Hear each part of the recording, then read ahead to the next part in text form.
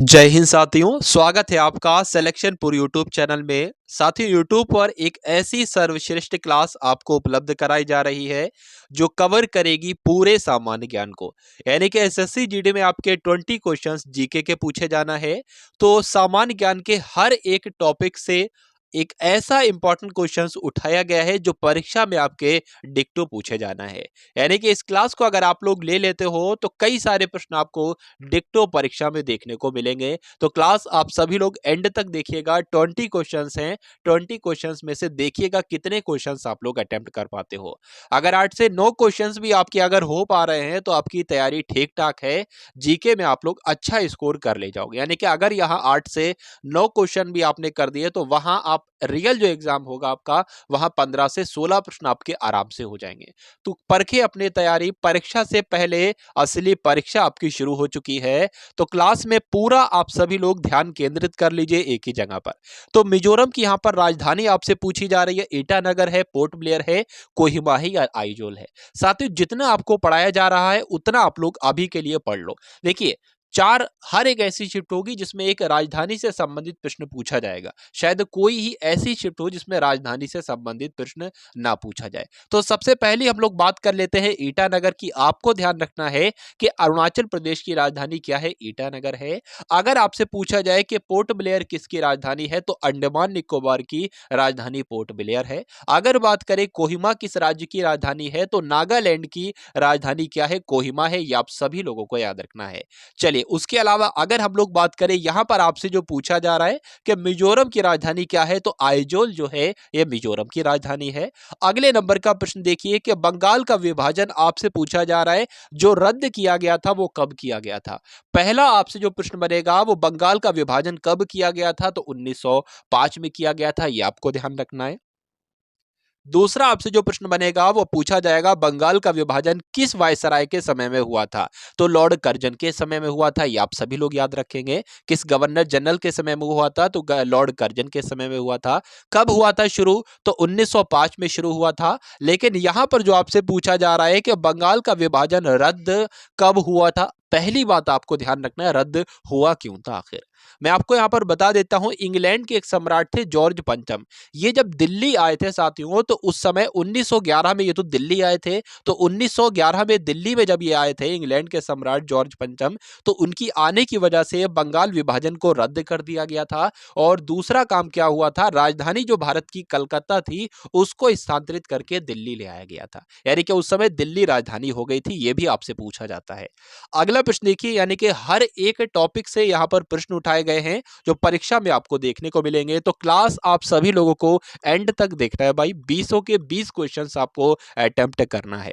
चलिए, तो न्यूनतम मेमोरी साइज की इकाई क्या है ये आपको बताना है। न्यूनतम मेमोरी साइज की इकाई क्या है? तो अगर हम लोग बात करें सबसे कम मेमोरी साइज किसका होता है तो बाइट का होता है। ठीक है, बाइट का होता है। लेकिन यहाँ पर ऑप्शन तो बाइट है नहीं। तो इसमें यह पूछा जा रहा है, इसका मतलब कि इनमें से किसकी सबसे न्यूनतम मेमोरी होती है। तो किसकी सबसे न्यूनतम मेमोरी होती है? आप सभी लोग केबी जानते होंगे। केबी यानी कि किलो बाइट हो जाएगा। तो प्रश्न का सही उत्तर आपका क्या हो जाता है? ऑप्शन नंबर बी हो जाता है। किलोबाइट यानी कि 1 केबी में कितने एमबी होते हैं? 1 एमबी होता है। ठीक है, 1000 लगभग होता है। यानी कि 1024 केबी जो होता है 1 एमबी के बराबर होता है। 1024 एमबी जो होता है 1 जीबी के बराबर होता है। यह भी आपको ध्यान रखना है। चलिए, एक बार आप सभी लोग क्या करेंगे भाई, अगर क्लास पसंद आ रही हो, कुछ क्लासेस में आपका अगर सिलेक्शन हो जाता है तो इससे अच्छी बात कोई नहीं है। अगर सिलेक्शनपुर एग्जाम्स चैनल से आप लोग जुड़े रहें तो सिलेक्शन आपका तय है। मैं आपको बता देता हूं कि अगर सब्सक्राइब आप लोग कर लेंगे तो आराम से आपकी तैयारी हो जाएगी। तो चैनल को सब्सक्राइब करेंगे, बेल आइकन पर क्लिक करेंगे और आप सभी लोग क्या करेंगे, गुरु दक्षिणा के लिए क्या करेंगे, आप सभी लोग इस क्लास को एक बार हर एक मित्र को और हर एक ग्रुप में इसको शेयर आपको करना है। ठीक है, बस इतना सा ही करना है क्योंकि इस क्लासेस के लिए साथियों पीछे कई घंटों की मेहनत चलती है। उसके बाद ये आपको क्लासेस 20 से 25 मिनट की उपलब्ध कराई जाती है। तो आप सभी लोग एक बार शेयर भी कर देंगे तो मुझे बहुत अच्छा लगेगा। तो यहाँ पर हीनयान तथा महायान किस धर्म से संबंधित है, आपको पूछना है, ये आपको बताना है। साथियों देखिए, बात करें अगर हम लोग किस धर्म से संबंधित है तो यहाँ पर राइट आंसर क्या होगा, बौद्ध धर्म से संबंधित है। राइट आंसर आपका ऑप्शन नंबर डी चला जाएगा। अब जो बौद्ध धर्म है साथियों, यहाँ पर से जितने भी संबंधित प्रश्न बनते हैं वो मैं आपको बता रहा हूं, आपकी परीक्षा में 100% पूछा जाएगा। पहला प्रश्न आपका जो बनेगा वो ये बनेगा कि बौद्ध धर्म के संस्थापक कौन है या बौद्ध धर्म के प्रवर्तक कौन है, तो गौतम बुद्ध आपको बताना है। आपसे पूछा जाएगा कि बताइए एशिया का ज्योतिपुंज किसे कहा जाता है, तो गौतम बुद्ध को ही एशिया का ज्योतिपुंज कहा जाता है। आपसे प्रश्न बनेगा कि गौतम बुद्ध का जन्म बताइए कब हुआ था, तो कपिल वस्तु के लुम्बिनी में। सब नोट डाउन करना है, अगर आपको कम समय में मात्र कुछ क्लास से आपको अगर सिलेक्शन लेना है तो ये सब आपको अपने माइंड में स्टोर कर लेना है साथियों। तो गौतम बुद्ध का जन्म कहां पर हुआ था, कपिल वस्तु के लुम्बिनी में इनका जन्म हुआ था, ये आप लोग याद रखेंगे। चलिए भाई, आपसे पूछा जाता है कि गौतम बुद्ध ने अपना पहला उपदेश जो दिया था वो कहां पर दिया था, सारनाथ में दिया था। आप सभी लोगों को ये सारी जानकारी साथियों याद रखना है। अगले नंबर का प्रश्न आपकी स्क्रीन पर है और बताने की कोशिश करेंगे इसका राइट आंसर आपका क्या है कि ब्रिटिश काल में कौन सी भू राजस्व पद्धति सबसे ज्यादा क्षेत्रों पर लागू थी, कौन सी थी, रैयतवाड़ी व्यवस्था थी, यानी कि रैयतवाड़ी बंदोबस्त। इस प्रश्न का बिल्कुल करेक्ट आंसर हो जाता है। अगले नंबर का प्रश्न देखिए कि निम्न में से कौन सा एंजाइम खून के जमने में सहायक होता है। तो आपसे परीक्षा में प्रश्न बनेगा कि बताइए कौन सा एंजाइम ट्रिप्टेस, थ्रोम्बिन, रेनिन या एमाइलेज जो खून के जमने में सहायता करता है। तो साथियों, थ्रोम्बिन हमारे शरीर में एक एंजाइम होता है जो कि खून के जमने में सहायता करता है, ये आपको ध्यान रखना है। अगला प्रश्न देखिए और बताइए इसका राइट आंसर क्या होगा।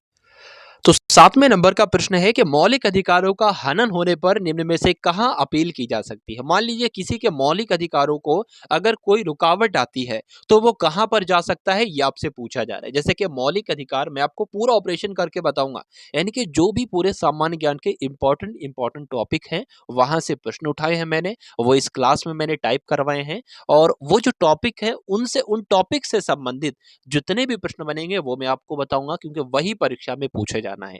पिछले कई सालों का एक्सपीरियंस है वो मैं पूरा भर के आपको इस क्लास में दे रहा हूं। जैसे कि अभी बौद्ध धर्म की बात थी तो बौद्ध धर्म से संबंधित जितने क्वेश्चंस बनते थे वो मैंने आपको बताए। बस आपका काम है उन सभी क्वेश्चंस को अपने माइंड में स्टोर कर लेना और परीक्षा के एग्जाम हॉल में चले जाना, इनकलाब बरपा ला दोगे।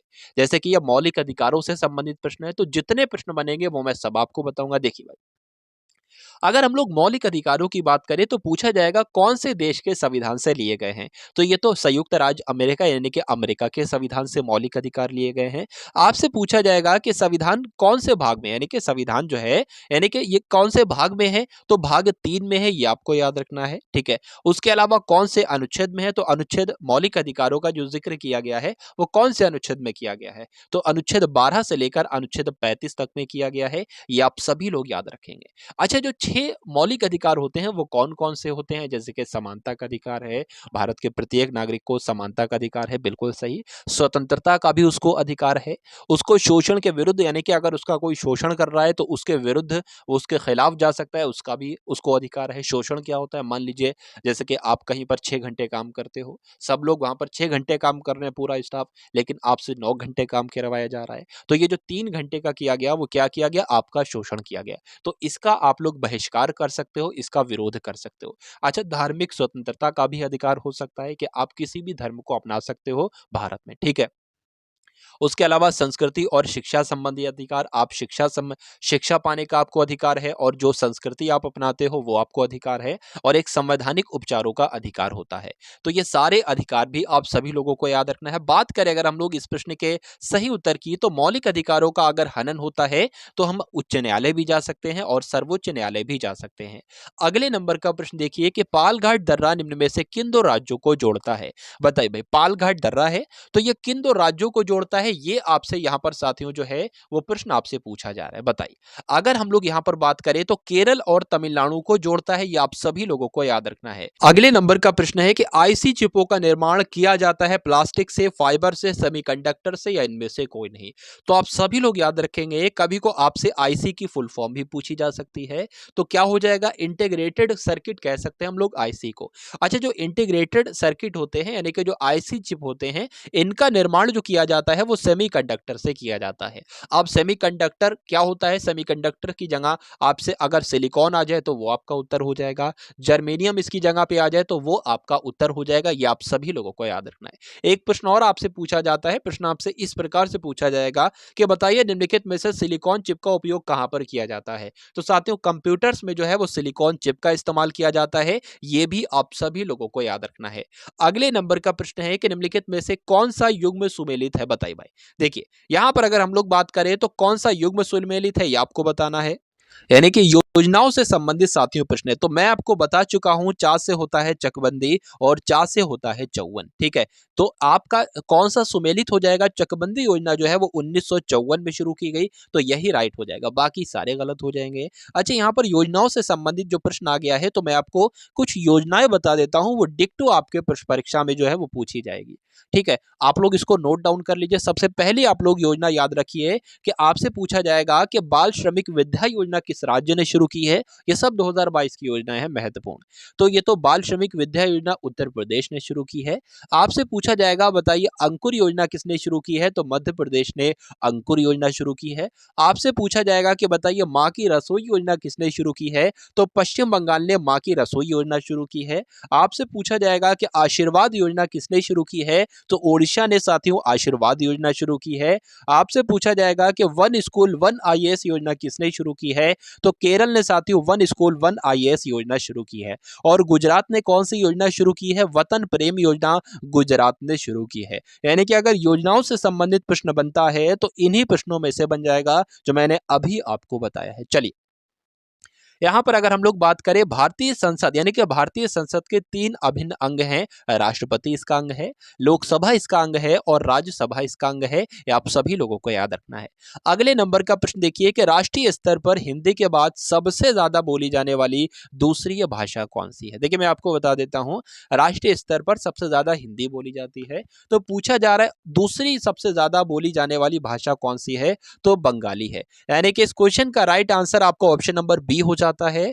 अगला देखिए और बताइए इसका राइट आंसर क्या होगा कि गाय के दूध का रंग हल्का पीला जो हो जाता है वो किसकी वजह से हो जाता है, जेंटोफिल की वजह से, राइबोफ्लोविन की वजह से, या राइबोलोज की वजह से, या कैरोटीन की वजह से।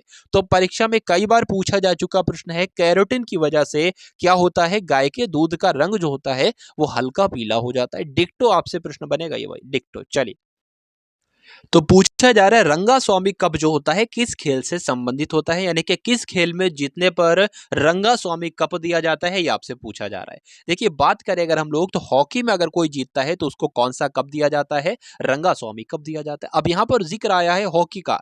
देखिए मेरे पिछले कई सालों का एक्सपीरियंस है, अनुभव है कि परीक्षाओं में साथियों कप से संबंधित प्रश्न बनते हैं, ठीक है। तो मैं आपको जो भी महत्वपूर्ण हॉकी से संबंधित कप है वो मैं आपको एक बार रिवाइज करा देता हूं, आप लोग याद रखिएगा। जैसे कि आपने नाम सुना होगा मेजर ध्यानचंद का, तो एक हॉकी में ही एक कप दिया जाता है, ट्रॉफी दी जाती है मेजर ध्यानचंद। मेजर नहीं, सिर्फ ध्यानचंद ट्रॉफी आपसे पूछा जाएगा किस खेल से संबंधित है, तो हॉकी से संबंधित है। नेहरू ट्रॉफी किस खेल से संबंधित है, तो हॉकी से संबंधित है। ये आप सभी लोगों को याद रखना है। उसके अलावा अगर क्रिकेट की बात करें तो रणजी ट्रॉफी किस खेल से संबंधित है, तो हॉकी से ही संबंधित है, ये भी आपको याद रखना है। उसके अलावा अगर हम लोग बात करें साथियों, आपको याद रखना है चड्डा कप किससे संबंधित है, तो बैडमिंटन से संबंधित है, ठीक है। इतनी आपको याद रखना है साथियों। चाइना कप की बात करें जिम्नास्टिक से संबंधित है। ये सारे प्रश्न को आप सभी लोग अपने माइंड में स्टोर कर लेंगे अगर आपको सिलेक्शन की तरफ बढ़ना है। अगला प्रश्न देखिए और बताने की कोशिश कीजिए कि पेंसिल की जो लेड होती है ये किससे बनी होती है। तो पेंसिल की लेड की अगर बात करें तो ये तो ग्रेफाइट से बनी होती है, यानी कि इस क्वेश्चन का राइट आंसर आपका ऑप्शन नंबर बी हो जाता है। अगले नंबर का प्रश्न देखिए कि मिश्रित अर्थव्यवस्था से क्या तात्पर्य है, यानी कि जो भारत की अर्थव्यवस्था है वो मिश्रित अर्थव्यवस्था है। तो इसका मतलब क्या हुआ ये आपसे यहां पर पूछा जा रहा है, बताइए। तो अगर बात करें सार्वजनिक उद्योग भी होता है मिश्रित अर्थव्यवस्था में और निजी उद्योग भी होता है, यानी कि हम लोग कह सकते हैं कि सार्वजनिक एवं निजी उद्योग का सह अस्तित्व मिश्रित अर्थव्यवस्था ही कहलाता है। अगले नंबर का प्रश्न देखिए कि पृथ्वी अपनी धुरी पर किस दिशा में भ्रमण करती है या किस दिशा में घूमती है, दक्षिण से उत्तर, पश्चिम से पूर्व, या पूर्व से पश्चिम, या उत्तर से दक्षिण।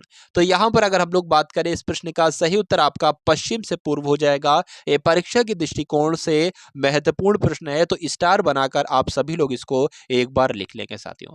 अगले नंबर का प्रश्न है कि डीएनए संरचना मॉडल निम्न में से किसने दिया था? मेंडल ने, मॉर्गन ने, हरगोविंद खुराना ने या वाटसन और क्रिक ने? तो आप सभी लोग यहां पर याद रखेंगे साथियों, महत्वपूर्ण प्रश्न है कि जो डीएनए संरचना मॉडल है वो किसके द्वारा दिया गया? वाटसन और क्रिक के द्वारा दिया गया। आप सभी लोगों को याद रखना है।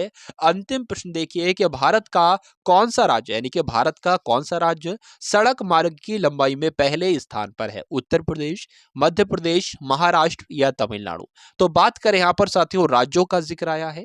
अभी भी मैंने आपको कुछ योजनाएं बताई थी और अभी फिर से मैं आपको योजनाएं एक बार रिवाइज करवाता हूं। देखिए, अगर उत्तर प्रदेश की हम लोग बात करते हैं तो मैंने आपको एक योजना बताई थी, बाल श्रमिक विद्या योजना। कहां पर शुरू की गई? उत्तर प्रदेश में। एक और योजना आपको याद रखना है, उत्तर प्रदेश मातृभूमि योजना, यानी कि इसके तो भाई नाम में ही उत्तर प्रदेश आ गया, तो उत्तर प्रदेश मातृभूमि योजना और बालक श्रमिक विद्या योजना ये उत्तर प्रदेश में ही शुरू की गई है। अगर हम लोग यहाँ पर साथियों बात करते हैं, मध्य प्रदेश की बात करते हैं, अच्छा महाराष्ट्र की बात करते हैं, तो मिशन वात्सल्य कहां पर शुरू किया गया? महाराष्ट्र में शुरू किया गया। मध्य प्रदेश की बात करें तो अंकुर योजना, रोजगार सेतु योजना, लाडली लक्ष्मी योजना, ये सब कहां पर शुरू की गई? मध्य प्रदेश में ही शुरू की गई। आप सभी लोगों को याद रखना है साथियों, ये योजनाएं अगर आपको सिलेक्शन के नजदीक जाना है और आपको सिलेक्शन लेना है। तमिलनाडु की अगर बात करें तो स्मार्ट ब्लैक बोर्ड योजना कहां पर शुरू की गई है? स्मार्ट ब्लैक बोर्ड योजना भी तमिलनाडु में ही शुरू की गई है, ये भी आपको याद रखना है। अब हम लोग बात कर लेते हैं साथियों इस प्रश्न के बिल्कुल सही उत्तर की, तो महाराष्ट्र इसका आंसर हो जाएगा, यानी कि भारत का कौन सा राज्य सड़क मार्ग की लंबाई में पहले स्थान पर है? तो महाराष्ट्र इस प्रश्न का बिल्कुल करेक्ट आंसर हो जाता है। बहुत बढ़िया, वेरी गुड क्लास। साथियों मैं आपके लिए क्या करने वाला हूं, स्पेशली एसएससी जीडी का, यानी कि एसएससी जीडी की सभी शिफ्ट्स को, पिछली जो शिफ्ट्स हुई थी उन सभी शिफ्ट्स को खंगाल मारा है। और साथियों मैंने 50 ऐसे अति महत्वपूर्ण निकाले हैं रीजनिंग के, जो परीक्षा में डिक्टो आपको देखने को मिलेंगे। या हो सकता है नंबर थोड़े से इधर उधर कर दिए जाए, लेकिन परीक्षा में प्रश्न आएंगे तो उन्हीं 50 प्रश्नों को पढ़कर चले जाना। 20 प्रश्न आराम से कर दोगे, 20 में से 20 प्रश्न, ठीक है। तो मैंने साथियों इसकी कितने, सबसे पहले मैं आपको पहली क्लास दूंगा, इस क्लास के बाद वो क्लास अपलोड होगी, उसमें 20 क्वेश्चन आपको दिए जाएंगे।